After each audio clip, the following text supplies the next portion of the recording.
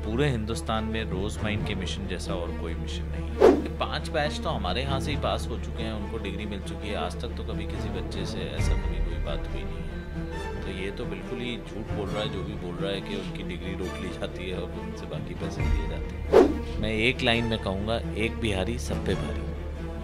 That's it.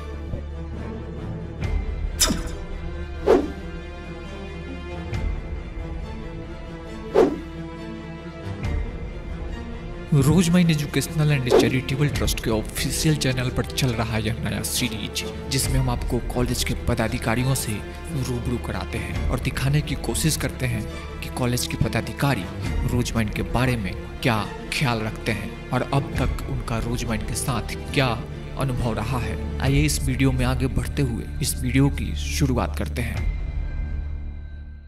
तो मैंने आपको बताया था कि आज पटना में ऑल इंडिया कॉलेज मीट था रोज माइंड का, और इस दौरान हम जो भी कॉलेज आए हैं देश भर से, उनके पदाधिकारी के, उनके चेयरमैन से, फिर जो भी कॉलेज के लोग आए हैं उनसे बात करके जानने की कोशिश कर रहे हैं कि रोज माइंड के बारे में वे क्या ख्याल रखते हैं। सबसे पहले तो sir, Rose Mind educational and charitable trust की तरफ से बिहार की धरती पर आपका स्वागत करता हूँ। कैसे हैं सर? आपका बहुत बहुत धन्यवाद मुझे यहाँ आमंत्रित करने के लिए। रोज माइंड से कितने सालों से जुड़े हैं? Doctor MC Saxena group of colleges Rose Mind से 2013 से जुड़ा हुआ है, और मैं सराहना करना चाहूँगा अंबर साहब का, जिनका ये मिशन है और इस मिशन में हम उनके साथ हैं। 2013 से आप जुड़े हुए हैं, आगे कब तक जुड़े रहिएगा? जब तक जो है ये मिशन पूरा नहीं हो जाता और हर वो बच्चा जो कि शिक्षा पाना चाहता है उसके सपने पूरे नहीं हो जाते, हम रोज माइंड से जुड़े रहेंगे। रोज माइंड और जो इसके चेयरमैन श्री अवैस अंबर जी, अपने वादों पर कितना खरा उतरते हैं? एक एक बात उनकी सच होती है और वो अपने वादों को हमेशा निभाते आए हैं। पिछले 8 सालों से जो भी वादे उन्होंने, मैंने जब भी देखा स्टूडेंट्स के बीच में, चाहे उनके गार्जियंस के बीच में, चाहे कॉलेज के लोगों के बीच में, वो अपने हर वादे पे खरे उतरते हैं और मैं इस बात के लिए उनकी सराहना करता हूँ। रोज माइंड ट्रस्ट के द्वारा जिन सीटों पर MOU होता है, कितना भर पाती है रोज माइंड?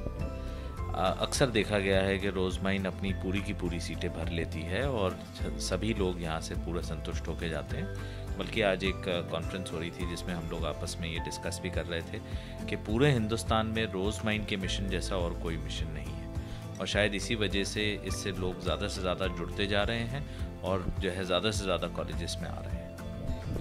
कुछ देर पहले एक चेयरमैन साहब से मेरी बात हो रही थी, तो उन्होंने कहा कि एक नर्सिंग का कॉलेज बनाने में करोड़ों रुपए खर्च होते हैं, इतनी भाग दौड़ होती है, और आपके चेयरमैन साहब पटना से आते हैं और 500 सीटों पर MOU करके रातों रात चले जाते हैं।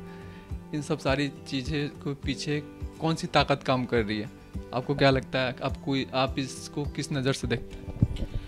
देखिए, अंबर साहब का जो मिशन है कि पढ़ेगा इंडिया तभी बढ़ेगा इंडिया, और उस मिशन पे जो है मुझे लगता है कि वो पूरे हिंदुस्तान भर में जाते हैं, लोगों को मोटिवेट करते हैं और उन्हें अच्छे से अच्छी शिक्षा जो है वो देने की कोशिश करते हैं। अपनी तरफ से इतना बड़ा योगदान कर रहे हैं, पूरी की पूरी ट्यूशन फीस रोज माइंड ट्रस्ट उनकी जो है देती है। तो उससे मुझे लगता है कि वो बच्चा जो कभी सोच भी नहीं सकता, कभी ख्वाब में भी उसके नहीं आता कि मैं इस कैंपस में आके पढ़ पाऊँगा, उसको भी ये जो है लाभ मिल पाता है।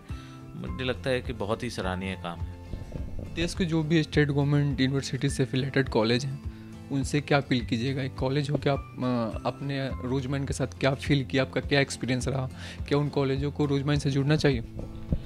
मुझे लगता है कि सभी कॉलेजेस को रोज माइंड का जो ये संकल्प है उससे जुड़ना चाहिए, और मुझे लगता है इसमें जो बच्चे हैं वो बहुत ही मेहनती होते हैं और वो आगे चल के देश का नाम रोशन कर सकते हैं और सबके लिए जो है एक वरदान साबित हो सकता है। मुझे लगता है बहुत कॉलेजेस को इसके साथ जुड़ना चाहिए। आज हमारे साथ doctor MC Saxena group of colleges के डायरेक्टर साहब भी मौजूद हैं।